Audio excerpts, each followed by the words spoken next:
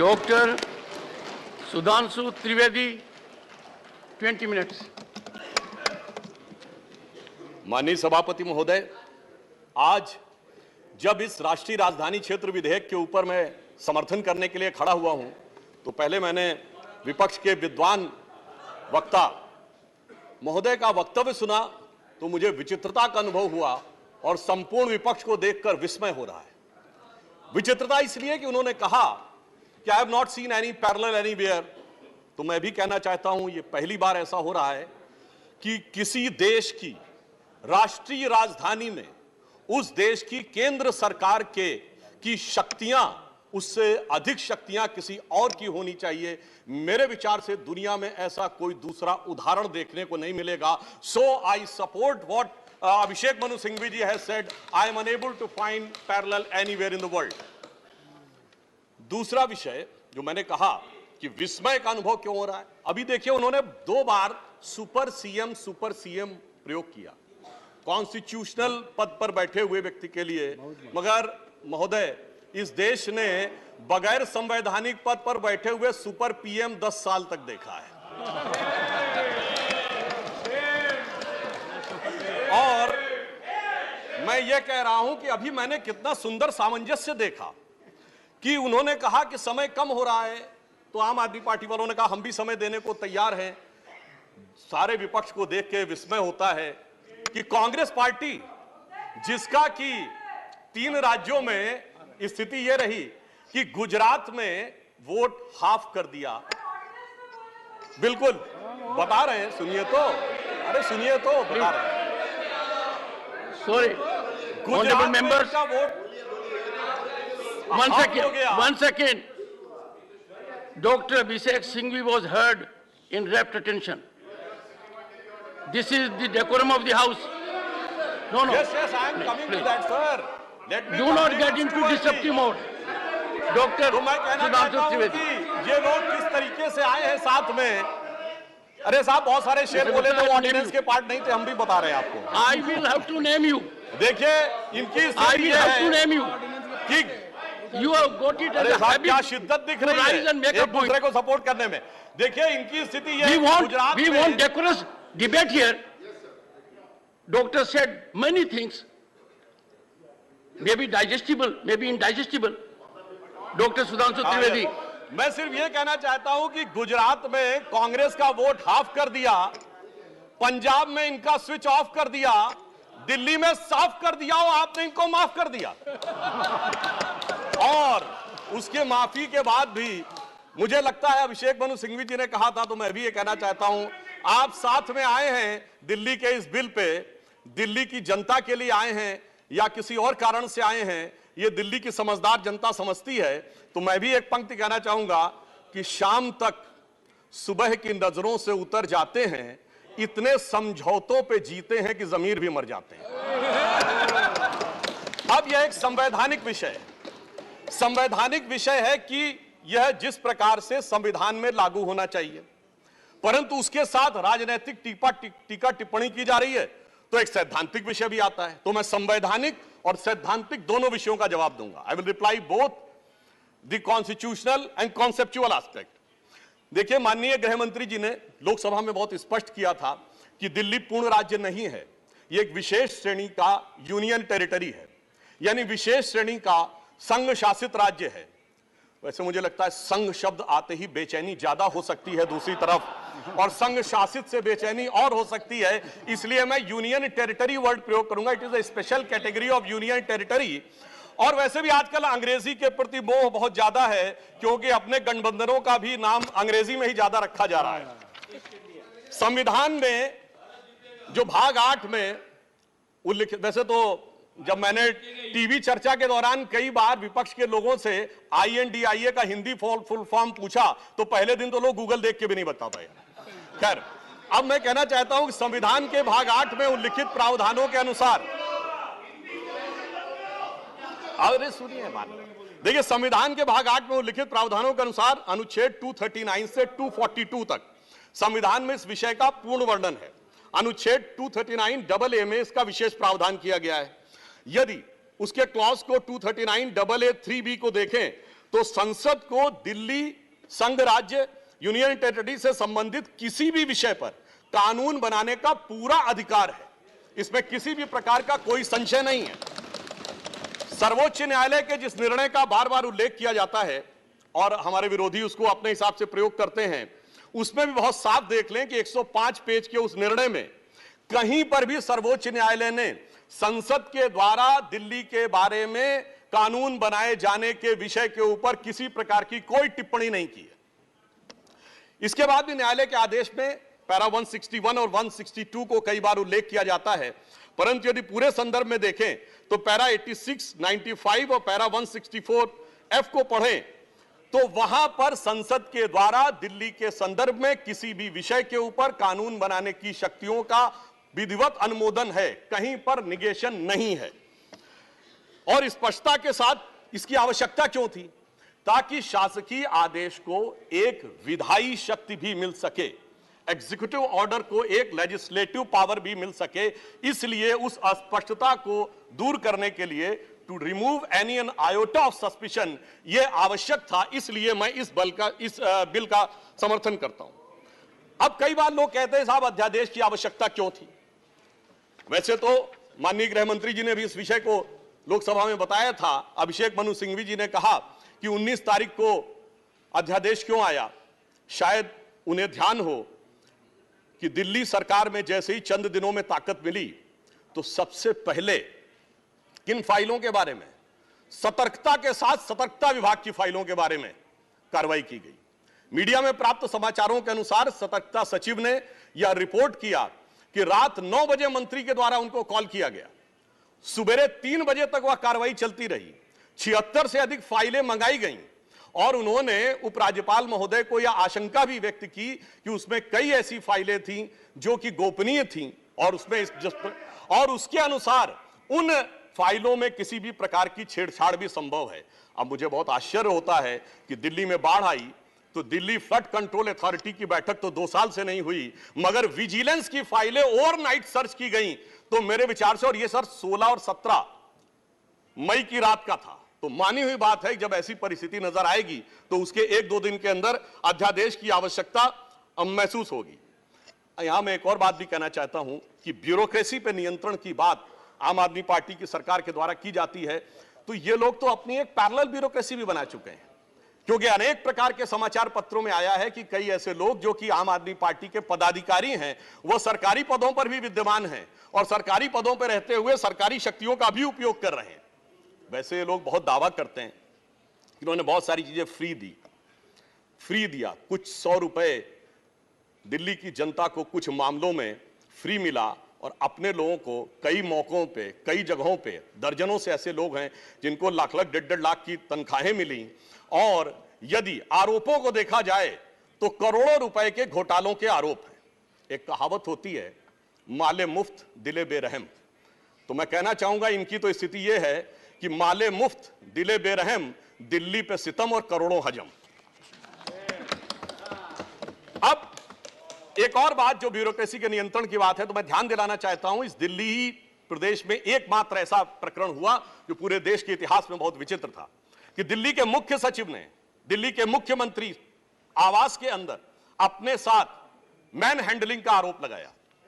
मेरे विचार से पूरे भारत के इतिहास में ऐसा कोई उदाहरण नहीं होगा कि इस प्रकार की बात, इस प्रकार का आरोप लगा हो और वह भी मुख्यमंत्री की उपस्थिति में लगा हो। यह दर्शाता है कि ब्यूरोक्रेसी को नियंत्रण करने की जो छटपटाहट है उसमें वास्तविकता में वो फितरत क्या है। और मैं एक टेक्निकल पॉइंट कहना चाहता हूं, दिल्ली का कोई स्टेट कैडर नहीं है, जैसे राज्यों का कैडर होता है तो राज्य का मुख्यमंत्री उस कैडर को नियंत्रित करता है। जो आईएएस और आईपीएस अधिकारी होते हैं वो यूनियन टेरिटरी कैडर में आते हैं। जब वो सारे राज्यों में, सारी केंद्र शासित राज्यों में उनका स्थानांतरण हो सकता है, तो मैं आपके माध्यम से विपक्ष से पूछना चाहता हूं कि यदि दिल्ली के एक अधिकारी का ट्रांसफर गोवा होना है और दिल्ली के सीएम की उस पर एब्सोल्यूट अथॉरिटी होगी तो यह कैसे संभव हो सकता है? इसलिए यह आवश्यक है कि इस विषय के ऊपर केंद्र सरकार की शक्तियां परिभाषित हो। अब एक दूसरी बात भी है, दिल्ली में स्टेट कैडर भी नहीं है, यानी जैसे स्टेट पब्लिक सर्विस कमीशन होता है और राज्य के कैडर होते हैं, तो यहां भी दानिक्स कैडर है। यानी दानिक्स कैडर में भी 3-4 यूनियन टेरिटरी आती हैं, दमन, दीव और अन्य।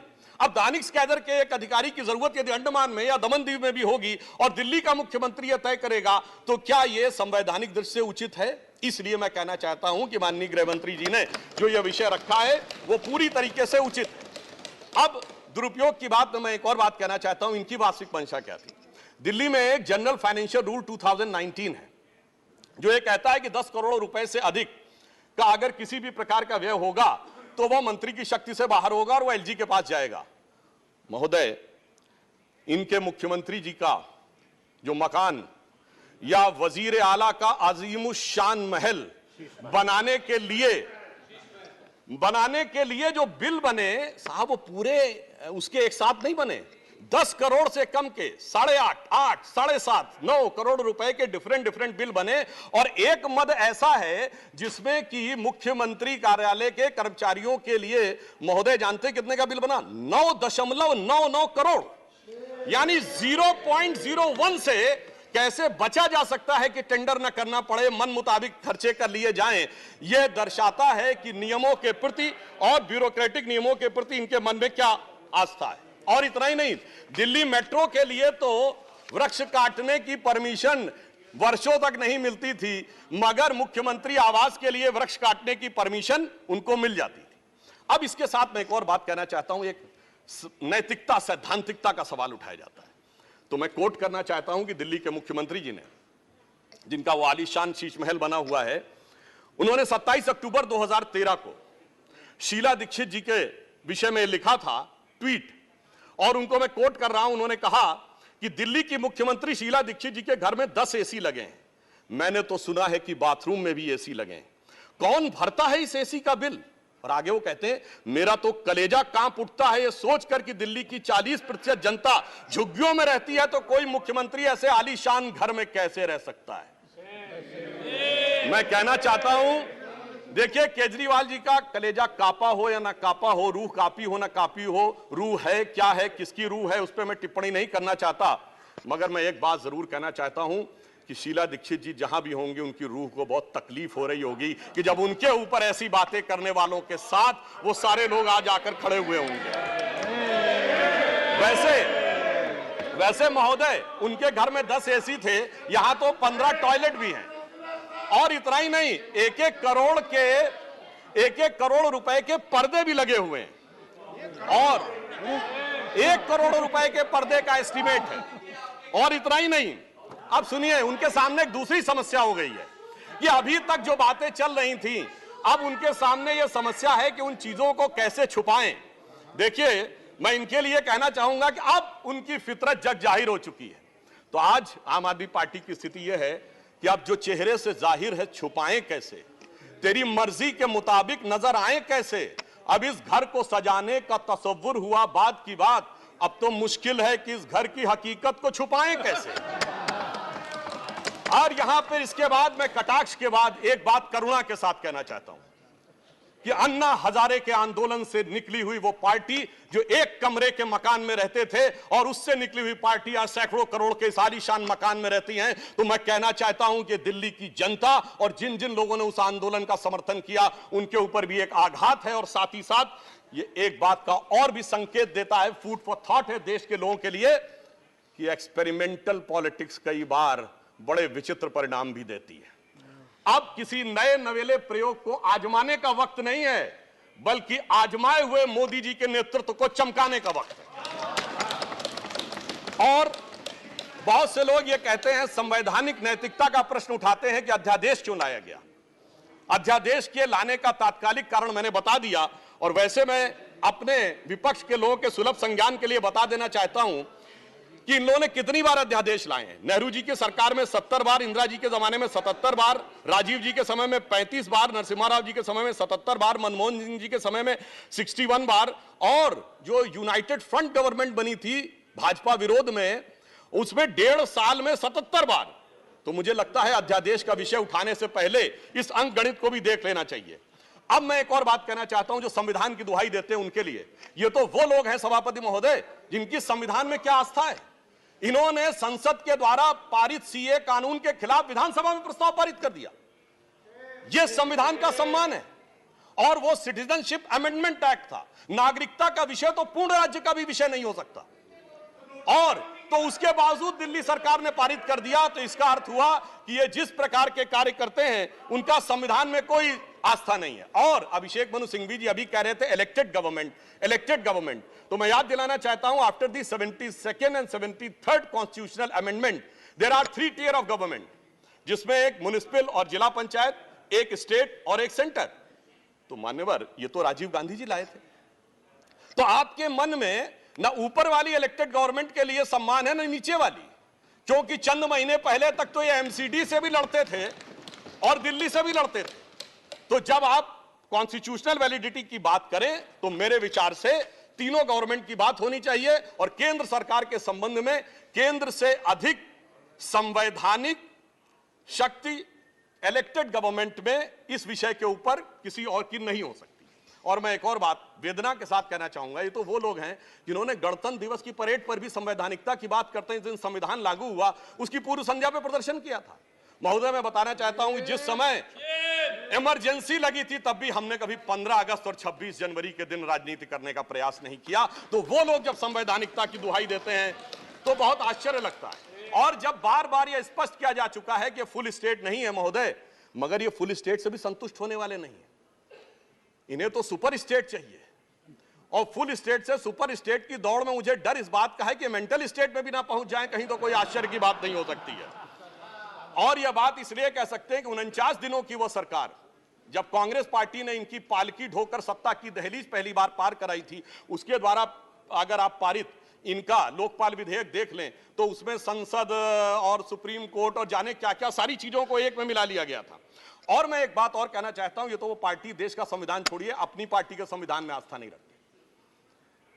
जब आम आदमी पार्टी बनी थी तो उसके संविधान में व्यवस्था थी कि उनका अध्यक्ष या संयोजक 3 वर्ष के लिए होगा और अधिकतम 2 बार होगा। मगर जो मीडिया में प्राप्त समाचारों के अनुसार 3 साल पहले उन्होंने वो संविधान में चेंज कर दिया, यानी अब जीवन पर्यंत या अपनी इच्छा के प्रसाद पर्यंत केजरीवाल जी इस विषय के ऊपर रह सकते हैं। तो मैंने इसलिए कहा ना, अपने संविधान के बारे में बात करिए। और मैं ये भी कहना चाहता हूं कि इन्होंने अपनी कार्यकारिणी में ऐसे भी प्रस्ताव पारित किए हैं संविधान के संदर्भ में कि साहब इनके यहां परिवार के भी कितने लोग काम कर सकते हैं, जो मेरे विचार से बड़ी बड़ी परिवार वाली पार्टियों ने भी कभी अपने पार्टी के प्रस्तावों में इन प्रस्तावों को नहीं पारित किया होगा। और मैं ये भी कहना चाहता हूं कि बहुत आश्चर्य लगता था कि जब ये इंडिया अगेंस्ट करप्शन के स्वरूप से आगे बढ़े थे, तब एक ही पंक्ति में बता देना चाहता हूं, क्योंकि जब आप इसकी बात करते तो क्या क्या नहीं था, कहां से बात शुरू हुई थी, हम राजनीति में नहीं आएंगे, फिर कसम खाते कांग्रेस का साथ नहीं लेंगे, फिर उसके बाद बंगला नहीं लेंगे, फिर शपथ खाते हैं गाड़ी नहीं लेंगे, फिर शपथ खाते हैं सुरक्षा नहीं लेंगे, और आज स्थिति यह है।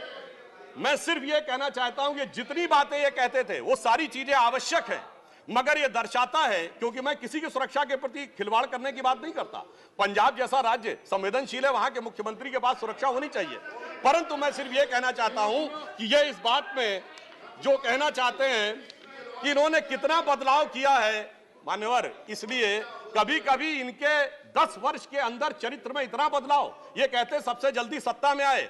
महोदय, मैं कहना चाहता हूं भारतीय जनता पार्टी और जनसंघ, हम 1951 बने, हमने 72 साल में कभी कांग्रेस से समझौता नहीं किया, इन्होंने 72 दिन में समझौता किया, तब ये सत्ता में आए।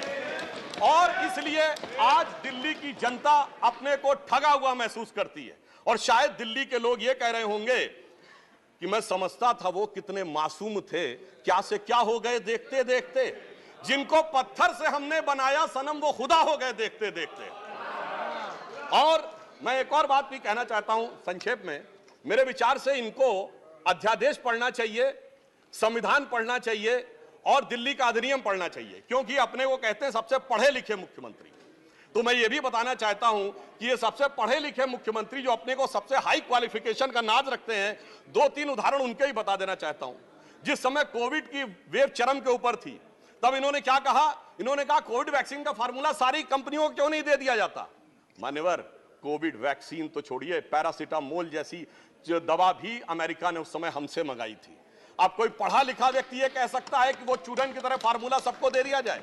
तो कभी कहते हैं कि यूट्यूब के ऊपर फिल्म क्यों नहीं लाद दी जाती है? अरे भाई वो सरकार का अधिकार का क्षेत्र नहीं है। और फिर इतना ही नहीं, सिंगापुर में इनको बुलाया, इनविटेशन आता मेयर्स कॉन्फ्रेंस का, तो मुख्यमंत्री होते हुए जाना चाहते हैं। तो मेरे विचार से कम इनको थोड़ा पढ़ना लिखना चाहिए। और एक पढ़ने लिखने पे एक तथ्य मैं जरूर बताना चाहूंगा। जब न्यूयॉर्क टाइम्स अखबार में इनकी तारीफ निकली थी तो इनके मुंह से निकल गया था कि दुनिया का सबसे बड़ा अखबार, और उसमें इतनी तारीफ निकलवाना आसान नहीं है। वैसे निकलवाना शब्द निकल गया था, मगर मैं पढ़े लिखे मुख्यमंत्री को यह भी बताना चाहता हूं महोदय कि न्यूयॉर्क टाइम्स दुनिया का सबसे बड़ा अखबार नहीं है, वो है यमुनी शिंबुन जापान का। अमेरिका का भी सबसे बड़ा अखबार वो नहीं है, यूएसए टुडे।